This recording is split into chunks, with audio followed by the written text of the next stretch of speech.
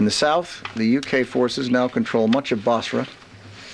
They're performing well in liberating the city from the regime death squads that have terrorized the local population for some days now. We believe that the reign of terror of Chemical Ali has come to an end. To Iraqis who have suffered at his hand, particularly in the last few weeks in that southern part of the country, he will never again terrorize you or your families. Despite the dire predictions about the forces and the plan, coalition forces have come a long way in a short time. But there is dangerous and difficult work ahead. As the forces continue their work, I want to remember the U.S. forces who have given their lives in this struggle. The names are on the screen behind me. They volunteered to risk their lives for a cause they believed in. Their sacrifice has helped protect their fellow countrymen and the world from a very dangerous regime, and it will soon be giving the gift of freedom to the long oppressed Iraqi people. We're deeply grateful for their service and their sacrifice, and our hearts and prayers go out to their families and their loved ones. I also want to say a word about the families and loved ones of those who were captured, missing, or wounded. I saw many of the wounded at Bethesda Naval Hospital yesterday, and Dick, I believe you were at Walter Reed. Yes, sir. I can report that they are true heroes, their spirits are high, and certainly it is a privilege to be able to thank them in person. And to the loved ones of the missing or captured, know that they are on our minds and that we join you in keeping them in our prayers.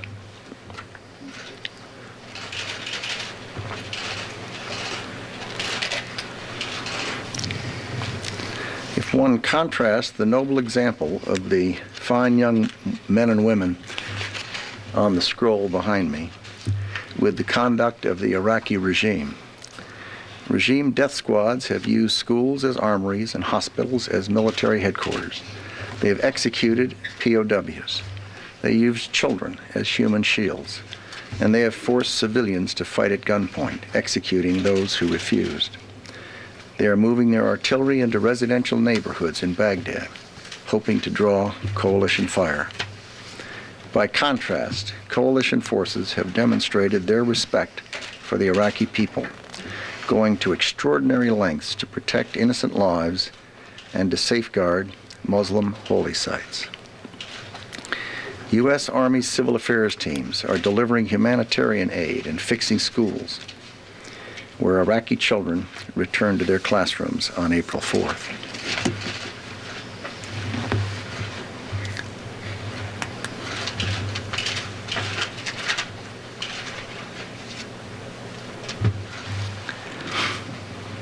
As the coalition makes progress, the Iraqi people are losing their fear of the regime, and many are daring for the first time to imagine life without Saddam Hussein.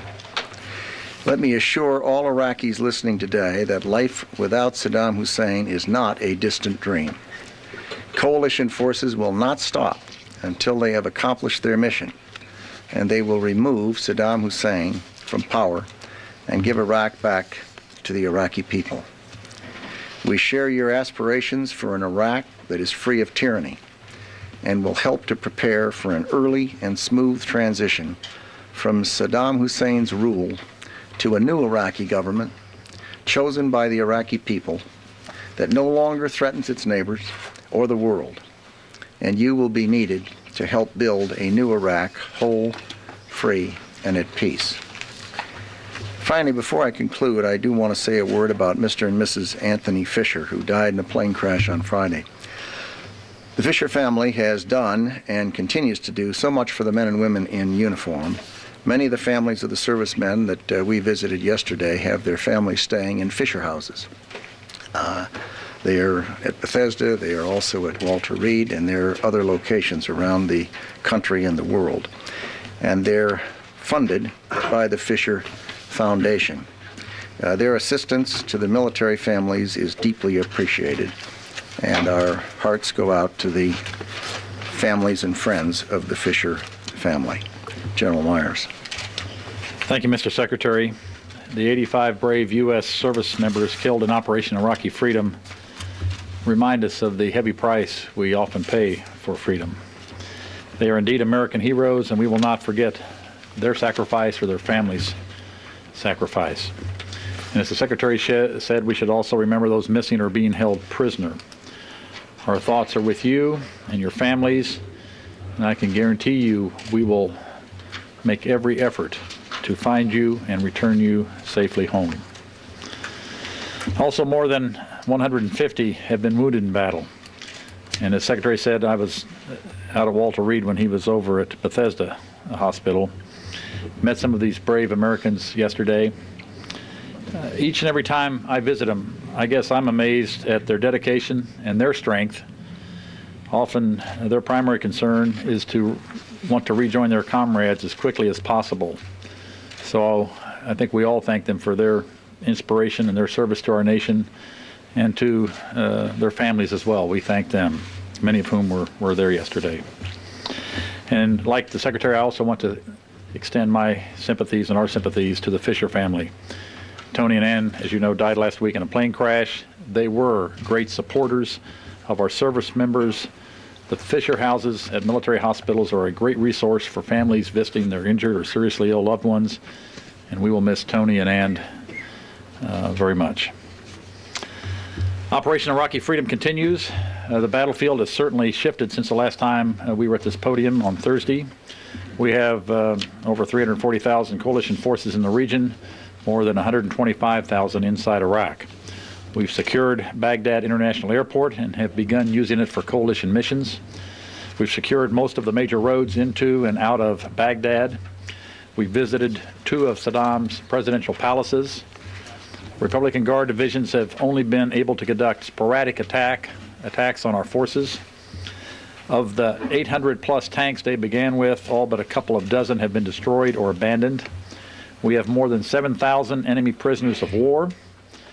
We are restoring power to cities throughout southern Iraq, and we're delivering a growing amount of humanitarian relief to the Iraqi people in various locations. Iraqi citizens are assisting coalition forces in identifying locations of weapons caches, as well as the hideouts of the remaining elements of the Fedayeen Saddam and the Ba'ath Party members. But as I did on Thursday, I need to add a caution to this discussion because there is still much more work to be done, and some of it will no doubt be very, very difficult. In the last 24 hours, coalition air forces have flown more than 1,000 sorties over Iraq. Since the war began, we have fired over 750 Tomahawks and dropped over 18,000 precision-guided munitions. Today I've got a couple of videos for you. The first video is of a strike on the home of Chemical Ali. We dropped 2 weapons on this target, but missed the first time, as you can see from the black mark on the pavement. The second hit, its mark, and just as the Secretary just mentioned, we believe we were successful with that strike. This is the second video. The last video is a little long, but I think it makes a point. It's of an AV-8B Harrier targeting a rocket launcher on a bridge southwest of Baghdad. After the pilot released his weapon, civilian vehicles entered his field of view, so he guided the munition into the river to avoid killing innocent civilians. You can see the truck pull up trying to get around the rocket launcher, and so he adjusts his aim to put the weapon into the river. And we'll play this again at slower speed to point out the munition as it's steered into the river. If you watch the red line inserted in the clip, you will see the weapon fly parallel to it.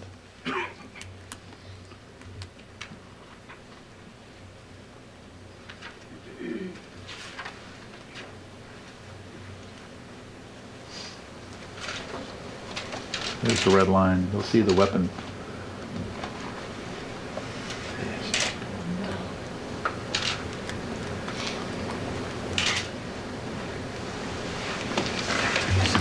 And with that, we'll take your questions.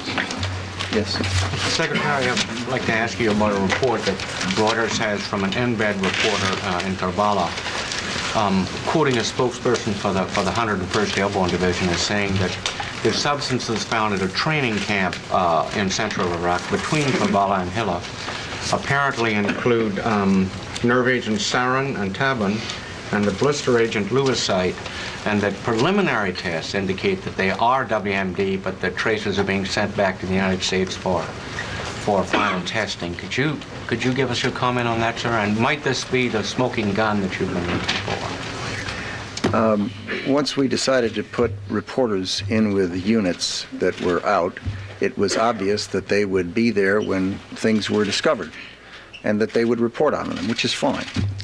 And they reported what sounded, I haven't seen the report, but it sounded, you used the word apparently, and you used the word preliminary, so it sounds like a very responsible report. We don't do that. We have to recognize that almost all first reports that we get turn out to be wrong. There tend to be changes in them. And as a result, we have to take our time and look at it. I don't know, Dick, how many of these things we've seen in the last couple of years, but literally dozens and dozens and dozens of instances where the first report comes in and perfectly good reporting, but it's wrong. And therefore, we don't do that. We don't do first reports, and we don't speculate, and I can tell you it takes days to get samples of things from wherever they are in the battlefield into a first place where they take a look, and then to a second place where things get checked. And I think that the prudent thing in a case like this would be to kind of let the thing play itself out, and we'll see we'll eventually know. Yes. Given the intense skepticism by many governments around the world about the U.S. government's WMD case, are there procedures in place to establish, in the event you do find something, what in civilian law enforcement would be called a chain of custody? Yes. To the extent you can do that on the battlefield, the answer is yes. We've got people who have been alerted to the importance of chain of custody, and they're attentive to that and will be to the extent that it's possible in a battlefield environment. Yes. General Myers, I wanted to follow up on that line of questioning. Back on February 5th, Colin Powell, in his case before the UN, specifically alluded to a missile unit, an Iraqi missile unit that had been moved to the west that had launchers and biological warheads. He used that as a piece of proof. Has the U.S. been tracking that unit, and do you have any insight into the whereabouts of that one very specific example of WMD weaponry? I'm trying to recall his specific example. I can't connect it to other intel that I know right now, but I know we were tracking at the time Secretary Powell was speaking. We were talking about some frogs, short-range surface missiles moved up into the northeast. We had some movements to the south. I'm not sure about the warheads. Specific example of moving to the west. I'd have to go look at it. Are you talking about moving to another country? No, western Iraq. Warheads with biological agent and missile launchers. He used that as a primary example. I'd have to check the wording. I'll get back to you on that. Has anything been found in the West even similar to that type of weaponry? As the Secretary said, we've done several sensitive site exploitations in the West and in other parts of Iraq. And we've really focused hard on delivery means. We've really paid a lot of attention to delivery means, trying to preclude their use on U.S. and other coalition forces. Yes. Mr. Secretary, what can you tell us about the presence of exiled Iraqis in southern Iraq in some kind of military role, and the presence of Ahmed Chalabi among them? Does that signify any broader role for him after this is over? No, I wouldn't think so. The Iraqi people are going to sort out what their Iraqi government ought to look like, and that is very clear. What's happening is that the United States has done a variety of different things. We've been working with two Kurdish groups in the north, and have special forces with them, and they've been cooperating on various things. The PUK and the and the other one, the KDP. Yeah.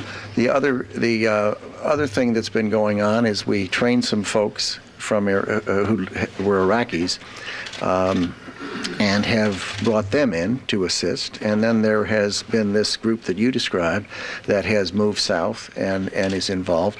There are also, I think, 4 Shia groups that are involved in various ways. So there are 6, 8, 10 different activities going on the part of people who are Iraqis, either Kurds or Shia or expatriates or people from within the country. And that's a good thing. That can be very helpful to us in a variety of ways, and we appreciate it. Are they offering direct military assistance? In other words, are they engaging in combat-related activities? There's no question but that there are some that are doing that. Mr. Secretary, I'd like to ask you about the British gains in Basra over the last 24 hours or so. To what extent do you think that might accelerate the erosion of resistance in Baghdad and advance your case there? Oh, it's unclear. I don't know how good the communications is between Basra and Baghdad at the present time. A good deal of the communications in the country are out in terms of telephone lines and radio and some television. There's some spotty local television in places, but I just don't know how good the communications happens to be. So I think it's a little premature to know. Mr. Secretary, Mr. Secretary, do you want to comment on these reports that either the State Department personnel or General Garner's people have nominated particular names and you have vetoed those nominations and suggested ones of your own?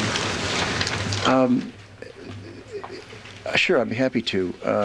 I have not read a lot of these articles, although I've been told that there are,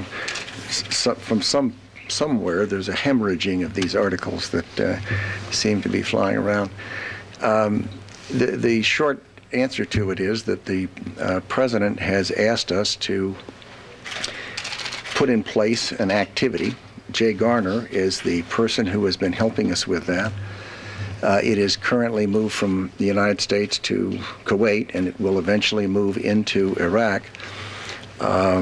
There are people from the Department of Agriculture, from the Department of Interior, from the Department of Defense. There are people from the Department of State. There are people from outside the government who are helping with it. And my understanding is that they've sorted through most of the jobs and that they're now either en route or there, and will be beginning that process of trying to help. For example, take an agriculture ministry. They'll be trying to help figure out what do you do with the agricultural related ministries in Iraq, and how do you fix that so that it goes forward? Which people can you use? Which people do you not want to use? And we'll have Americans, along with other coalition partners, and eventually additional coalition partners involved. The thought is that within a relatively short period of time, a number of those ministries could be put into the hands of Iraqis. The ones that, for example, not the Defense Department for a bit, and certainly not the intelligence services, but there are some activities that it might very well be proper to move over to Iraqis as soon as possible. And that sort of who's going to do what is taking place, and my understanding is it's pretty well sorted through. I don't know all the details, but I think it's pretty well agreed and decided. Follow up on this, Secretary, you stated flatly that today American POWs have been executed. On what basis do you make that statement? And now that there are at least 9 remains that have come back from the ambush in Nasiriyah, how many of those do you believe were American soldiers that were executed? Let me just see precisely what I said.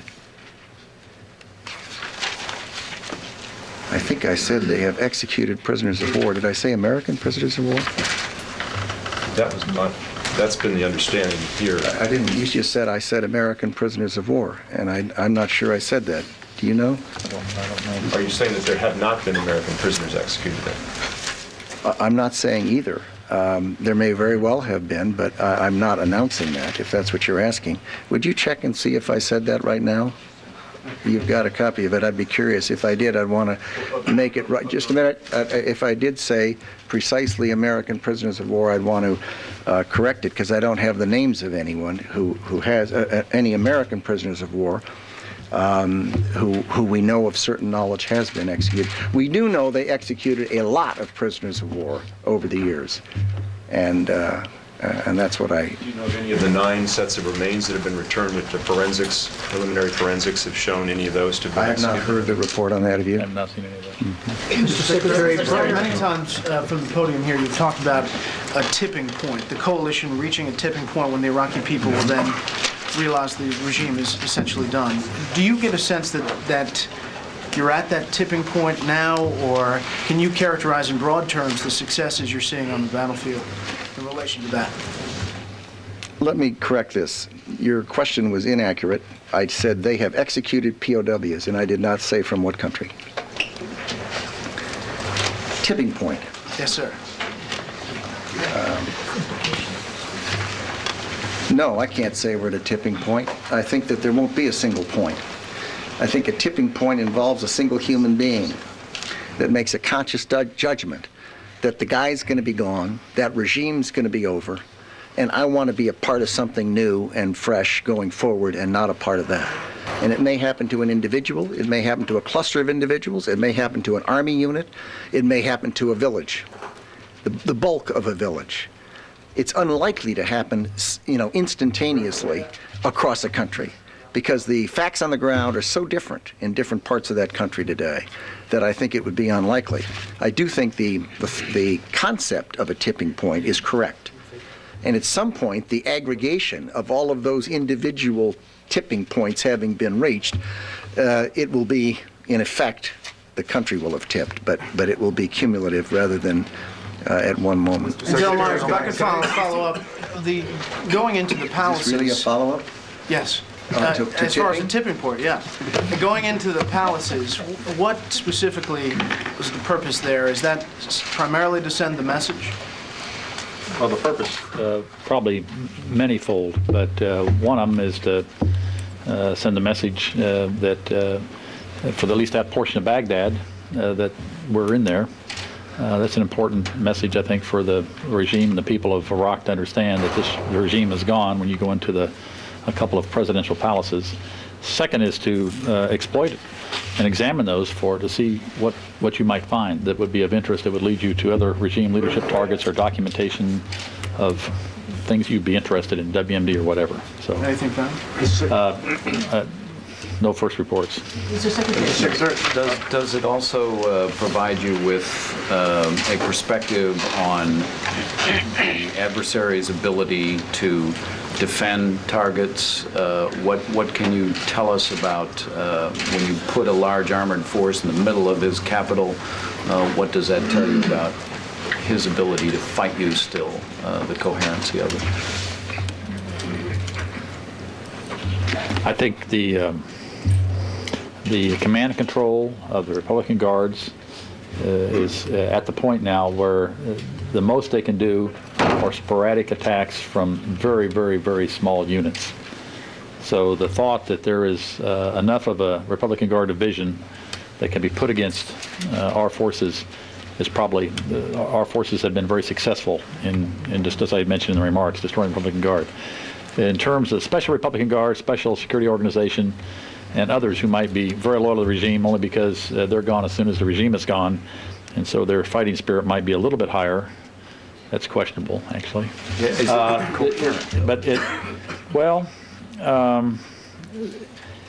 I think generally it does not appear very coherent at this point. It does not appear coherent. That does not mean that there's not tough fighting, that we maybe have not gotten to the point where we're going to see some of those units that I just mentioned become tougher adversaries. That's quite likely that would happen. Bill? Yeah, my question is related to what the military calls force protection. Last week, the Army charged a soldier with a grenade attack that killed 2 members of his own unit. It was reported that he was a Muslim and that was opposed to military operations in Iraq. In light of this incident, are you concerned that there could be other attacks like that, and are you doing anything to deal with it?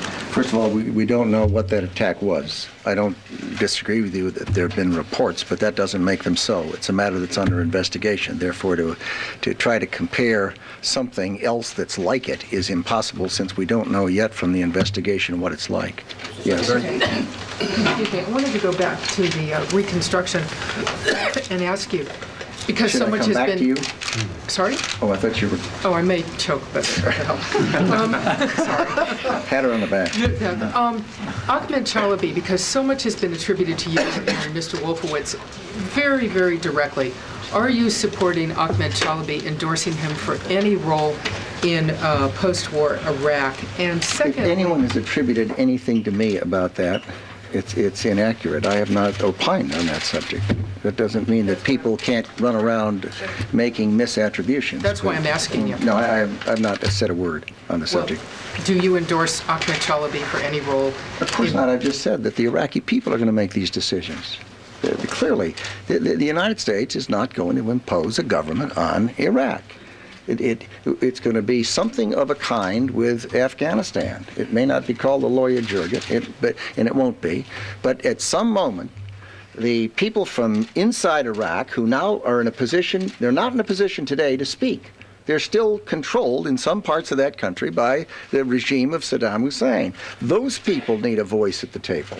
The people from the areas that have been liberated need a voice at the table. The people from outside may want a voice at the table. And that process, I couldn't even, anyone who tells you that they know, that they have a mental picture, a cookie mold that they think is going to get pressed down on that are the kinds of people who were talking about the war plan having never read it. It is not possible to know that, because how it will evolve will depend on what the Iraqi people decide. And just to further Confuse it. illuminate your thinking on this matter, the Congress now, some elements of the Congress have voted against funding the Pentagon effort for reconstruction, saying that should be a State Department effort, and there is the controversy about the United Nations taking a leading role in it. Are you...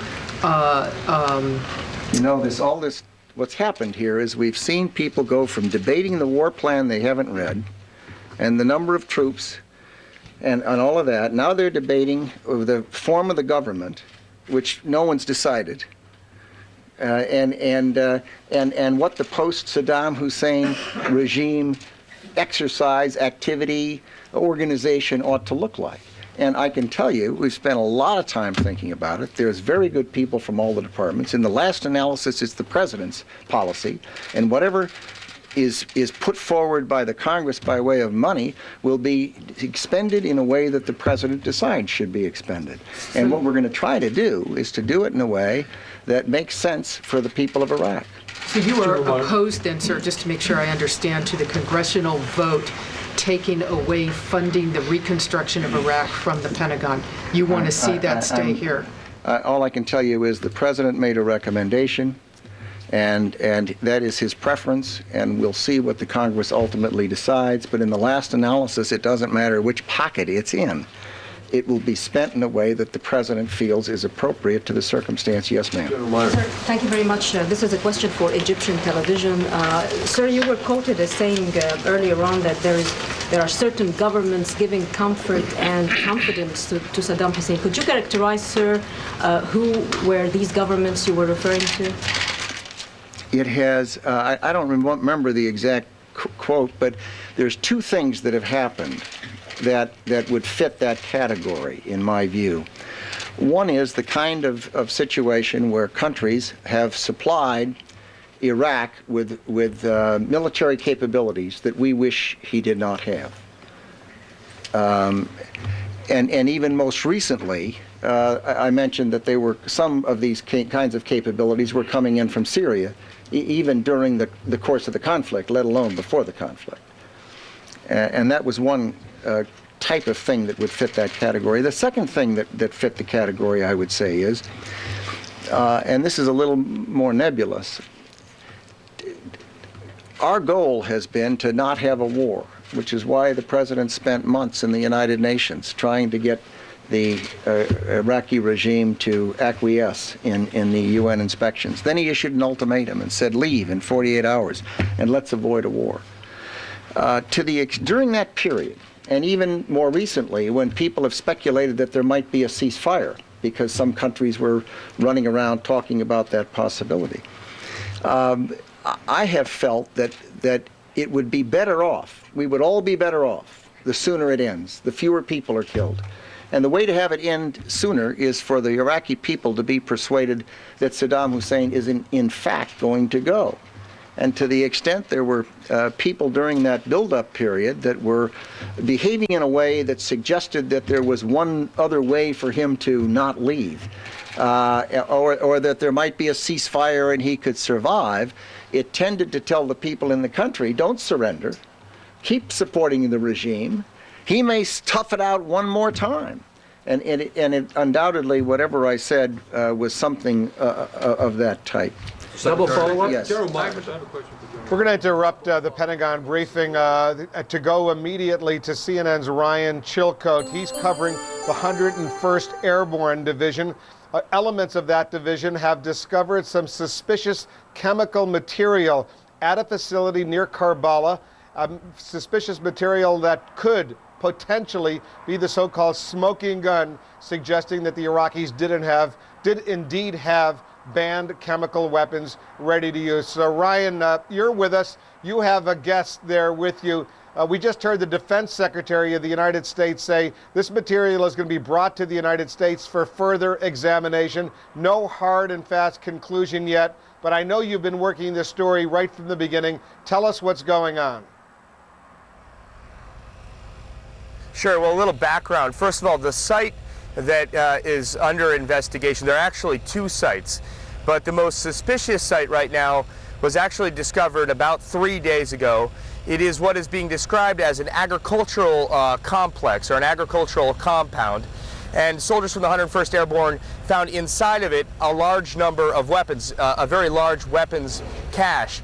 Outside of it, they found a number of drums, chemical drums. They also found a lot of pesticides in a storage facility area just next to it. Some representatives from the 63rd Chemical Company came and checked it out, and they did some tests that came back inconclusive. Now today, they brought in a higher level, if you will, of testing. It's called the Fox vehicle. And with us we have General Frakely, who can talk about what they discovered with those drums. Well, as you mentioned, Ryan, the division started this a couple days ago, took the cache, and in subsequent security operations found two bunkers below the ground with camouflage netting or mats over the top of it. One bunker tested to be inconclusive, negative.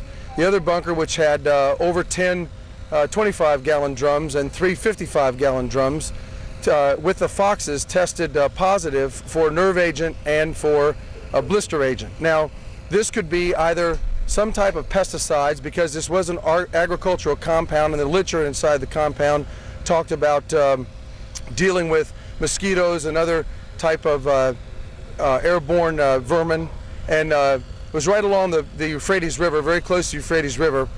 But on the other hand, it could be a chemical agent, not weaponized, a liquid agent that's in drums. And so our Foxes are very sensitive. They're great equipment, and we'll follow up with higher level testing in the next day or so to confirm what we have here. Now, if you could just explain some of these terms to people. You said that it tested positive for two different kind of agents. So basically we're dealing with two different batches of something, yeah? Well, that's what the test would lead us to believe. One, a blister type agent, and the other, a nerve agent. Again, they could be a chemical that we haven't run across in our studies and our work. The other side of it, it could be the Foxes could be operating just as they should and telling us that we've got these type of agents. We don't have any soldiers in the division that are any kind of harm whatsoever. There's townspeople near this. There are dogs around this. Soldiers have been in and out of this testing. There's no great threat to our soldiers. And again, as I said, it is not weaponized, but it is a liquid agent that poses some concerns to us that we want to investigate further. Now, about the testing, because I know there was really actually a battery of tests done beginning 3 days ago. If you could explain to people what kind of tests were done and what they mean, and why, even after today's tests, you need to do more tests. Well, they began with the infantry company that actually secured the area, which involves a bridge complex. Their chemical sergeant, very well trained, used a chemical paper that we have with us called an M8 paper, which is like your Chem Lab litmus tape paper. And that paper at that site initially showed that there was a possible agent there. We also have a miniature card called a 256 kit, which is along the lines of a mobile Chem Lab, very small, and that initially showed positive as well. but our other chemical agents were inconclusive, and that's why we called for the Foxville to come forward. It's the next echelon up. It's the chemical company's capabilities to come in and add to our chemical menu, if you will, all the things that we can do, a menu of testing, and we added more to that to get more precise information on what we might have there. But still, you could get even with the Fox vehicle, you still could get a false positive. Well, any type of pesticide, industrial chemicals might lead you down a path that you would think would be one type of agent, but in turn might just be some industrial chemicals. And Wolf, I was at this site. We were actually there when they first started investigating it, and it is an agricultural site.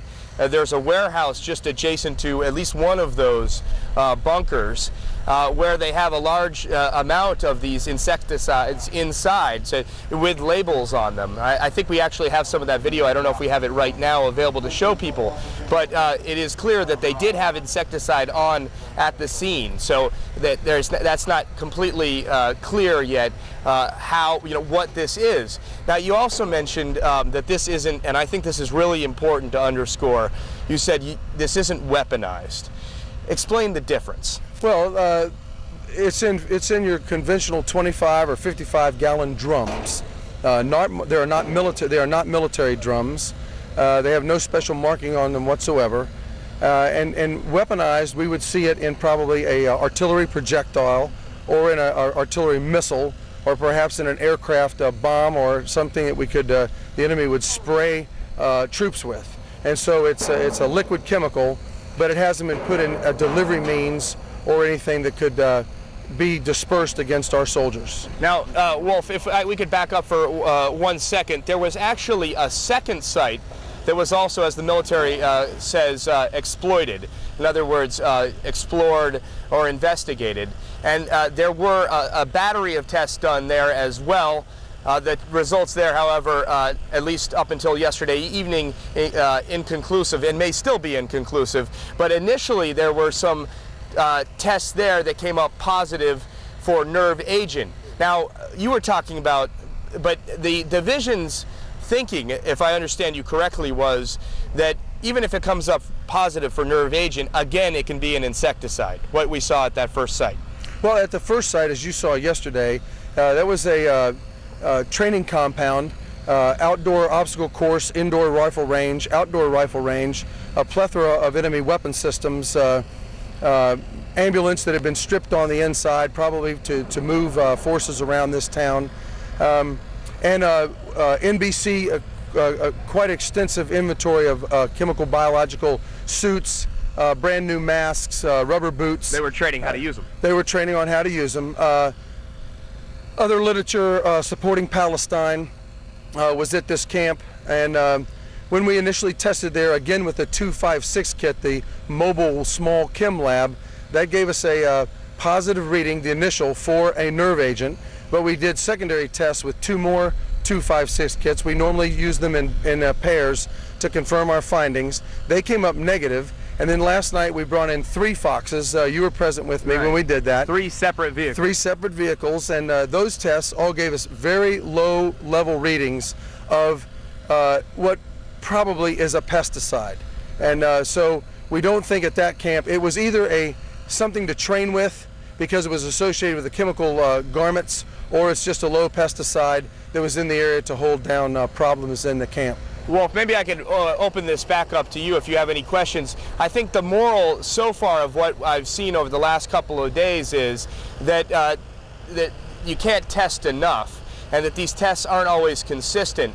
We've had several tests that were positive, several that were negative at both sites, and it's really difficult to understand why one test comes up positive and another negative. And it's really clear that additional testing, and what I think the 101st Airborne is planning on doing, is bringing in yet another higher level of testing with more expertise, is really necessary to really understand, at least in the case of this site that we're reporting on today, whether this is a pesticide or whether this is a chemical agent, not weaponized, that simply is something that they haven't seen before. Wolf? Ryan, I have a few questions. Maybe you can relay them to the general for us. The first question, Will the additional testing Absolutely. of this chemical material, will the additional testing require the material to be sent to laboratories back in the United States, or can they get the job done on the site? Do you hear the question? I did. Yeah.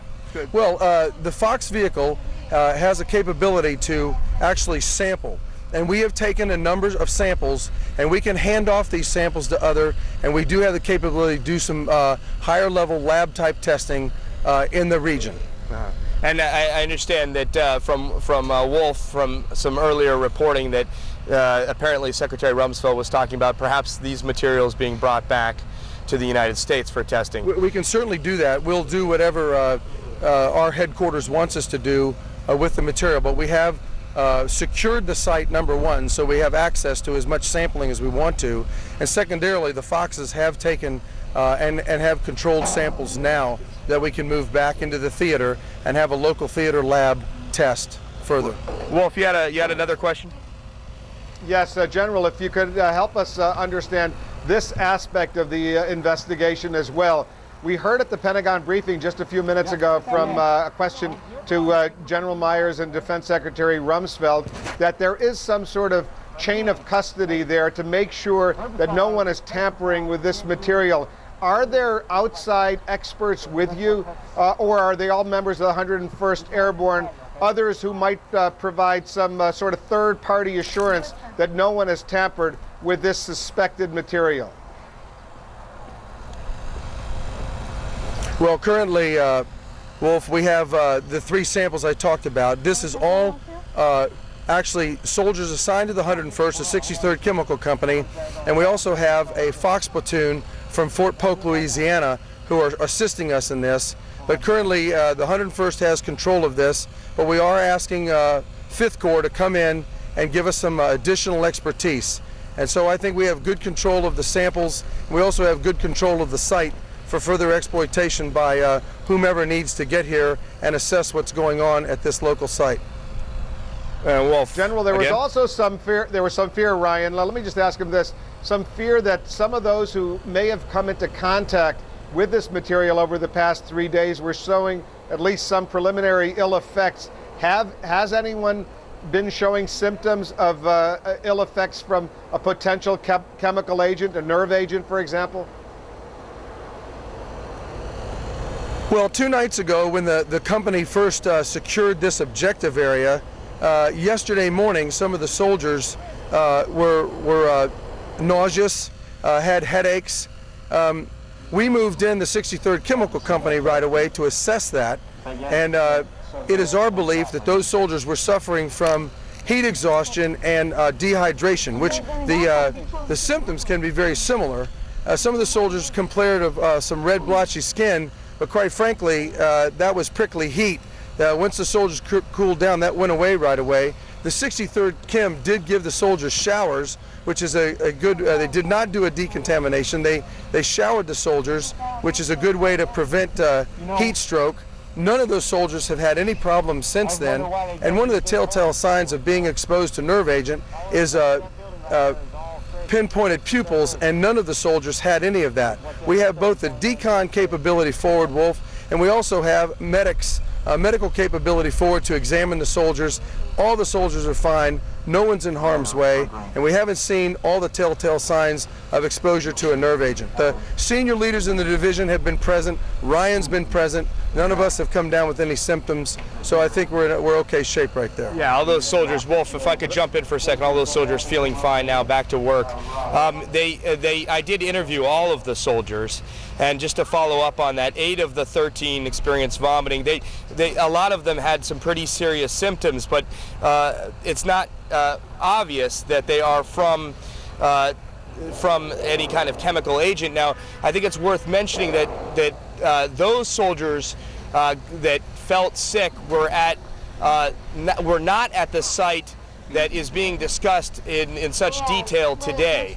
In other words, those soldiers were not at the site with all of the chemical drums that were discovered in those 2 bunkers that the general was talking about. Those soldiers were at the training training complex, basically an Iraqi training facility, and they had spent the night there. They were exploiting that site. The general had talked about that site. That is the site that had the NBC suits, where obviously Iraqi soldiers or perhaps paramilitaries were doing some kind of training for combat. But they did do some tests there, and the results of those tests, the last of those tests were done late last night, which is, I guess, about 18 hours ago. And they did come up positive, as the general said, they're for a nerve agent. But it's... They came up for really a pesticide. Not a nerve agent, but a pesticide.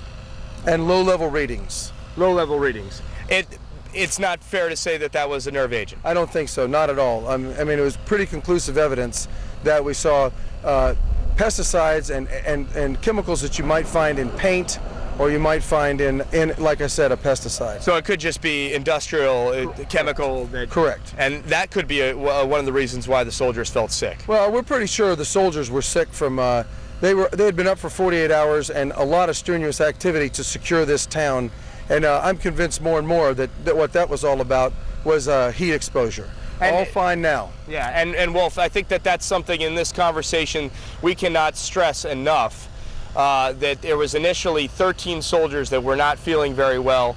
13 of the 15 that had been in the site, been at this site. Obviously, as the general was saying, it could be from heat exhaustion, it could be from just general exhaustion. But all of those soldiers are fine now. They've all been medically screened. And, you know, I've been to Fort Campbell, where all these soldiers are from, and I know when you put the two words chemical and soldiers next to one another, people really get concerned. But we want to convey, and I know it's obviously the wishes of the general, to really convey that these soldiers are all okay. And if we were talking about, and this has come from several experts on the ground have been telling me here, that if we were looking at either location at high levels of nerve agent, and this is something that you've been telling me about, if we were looking at high levels of a nerve agent, or in the case of the agricultural complex, also a blister agent, then they would be feeling, they would be a lot sicker. Well, I think we'd see it in the townspeople. You know, there's a lot of townspeople around these complexes. We would see it there, and certainly we'd see it with the soldiers. And that's one of the reasons why senior division leaders went forward yesterday to personally assess this, to make sure that none of our soldiers were in harm's way, and we are convinced that they indeed are not. Yeah. Okay. Wolf, you have any more questions? Yeah, let me just try to wrap this up. This is a very significant development. General, let me ask you about this. Do you know, if this facility, if this area was ever inspected by UN weapons inspectors, and B, do you know if around these drums where these suspected chemicals were located, were there any of the kind of military protective gear, gas mask, suits that you might find in an area where they would have banned chemical weapons, presumably? Well, Wolf, I'm purely speculating here, but this is a small town along the Euphrates River. I would find it very unlikely that the UN inspectors would have had any idea that this was there. Secondly, it's behind a civilian complex, as Ryan told you, an agricultural building where there's a lot of material about dealing with insects. And it would be very difficult to find. What's interesting to me is there are warehouses that could have held a couple hundred drums probably. They are empty, and these are buried in bunkers at that complex below the ground. With regards to chemical protective gear, there was none at this site, but there was a substantial amount of small arms, AK-47s, RPGs, and ammunition that was in this same agricultural building. Yeah, I mean, obviously that, I think, further thickens the whole plot, but it's really very difficult to understand. On the one hand, it's an agricultural complex. Very clearly, they had, like the general said, the literature. They also had the chemical, the pesticides in one storehouse that I saw. On the other hand, they found a very large weapons cache. We were actually present when they found those weapons cache, that weapons cache, and we showed those pictures on CNN. So very difficult to understand. Again, on the bunkers, obviously suspect. It is possible, however, that those drums were put in those bunkers not to hide them, but maybe to hide them from the heat. It's possible. I mean, it would be strange and put together with the weapons found in the building. It makes it, I think, more unorthodox. But it is possible that they were put there for some other reason than to hide them. And they're not actually hidden, are they? Oh no, they are. They are hidden. They're below the ground in about a 4 to 6 foot hole, and there were matting. There was a woven reed type matting pulled over the top with dirt and leaves thrown over the top as well. So there was some veiled attempt to camouflage those, or as you speculate, could have been to keep them out of the sun. But I think the warehouses would have provided adequate protection to keep them out of the sun. And Wolf, anything more? We should probably let the general go. I think the general has been very generous with his time. Thanks very much to the general, Ryan Chilcote, our man on the scene. I know you've been working this story now for the past 3 days. We're glad to see you're okay. We're certainly glad to see all the troops are okay, and we'll await the outcome of the further testing.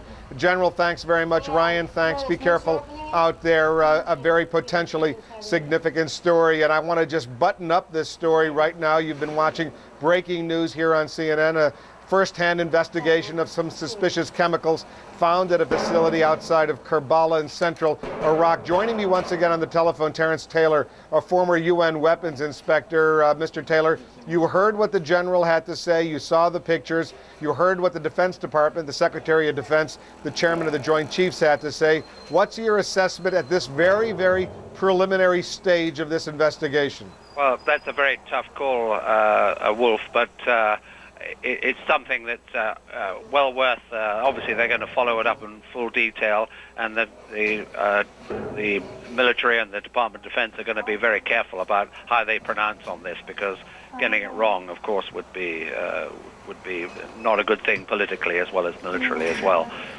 It seems to me that there are certain things hidden away. I find it quite extraordinary that quantities like this would be buried away under the ground for no apparent reason other than to hide it. We'll have to wait and see what the sampling comes up with, the detailed sampling. But it is typical of the Iraqis to place things in what we inspectors used to call dual-use facilities. In other words, they'd have a legitimate purpose, like, for example, pesticides, as an example, but they would also use the same facilities for storage and for manufacture and production as they would for chemical warfare agents or biological warfare agents, as the case may be.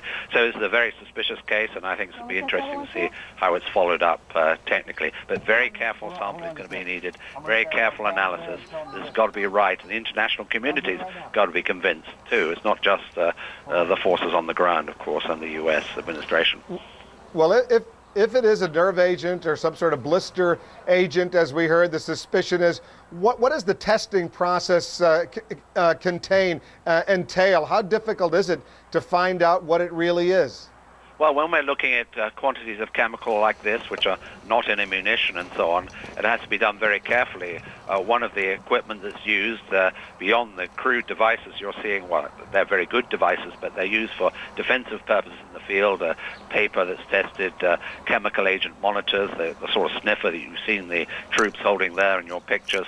That is rough and ready and tells them whether they should be masking up or carrying out decontamination procedures. But the kind of thing you do, perhaps in a field laboratory too, would be mass spectrometry, which is looking at the composition of the chemical through a system of mass spectrometer, which can be done in the field with specialist equipment, but it's much more efficiently done, of course, in a proper building and a proper laboratory with all the facilities, because this has got to be done right. Terrence Taylor, former weapons inspector for the United Nations, helping us understand this very, very important story. Mr. Taylor, we'll be checking back with you as our coverage continues. Just to update our viewers, suspicious material found at an agricultural location not far from Baghdad, near Karbala in central Iraq. Further tests to determine whether or not these are the banned chemical weapons, the banned chemical agents that the U.S. has been looking for as part of its war in Iraq. We're going to continue to monitor this potentially significant story. Has the U.S. found the so-called smoking gun? No definitive answer yet. Much more investigation to continue. Much more of our coverage will continue as well. We're going to take a quick break. More of coverage in the war in Iraq when we come back.